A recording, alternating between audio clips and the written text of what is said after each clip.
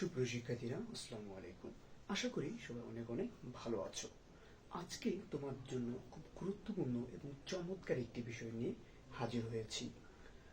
চলো কথা না বাড়িয়ে শুরু করা যাক। আজকে আমরা মূলত গণনার ইউজ সম্পর্কে জেনে নেব। তো প্রথমে কথা হচ্ছে GONNA, এই গণনা, এই জিনিসটা আসলে কি।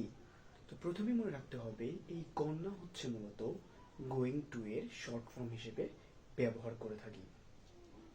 এটি মনে রাখতে হবে আমরা কখন ব্যবহার করব। তো ব্যবহার ক্ষেত্রে লক্ষ্য রাখতে হবে কোনো একটি কাজ কিছু সময়ের মধ্যে সম্পূর্ণ হবে এমন বোঝাতে এই গণনা আমরা ব্যবহার করতে পারি। চলো একটি উদাহরণের মাধ্যমে বিষয়টি পরিষ্কার হওয়া যাক। উদাহরণটা হবে এরকম: সে এখন কি করতে যাচ্ছে। এটাকে আমরা নর্মাল ফরম্যাটে প্রকাশ করতে গেলে সেটা এরকম হবে, what is he going to do now.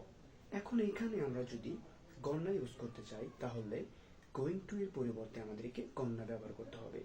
যেমন হোয়াট ইজ হি গণনা টু ডু নাও।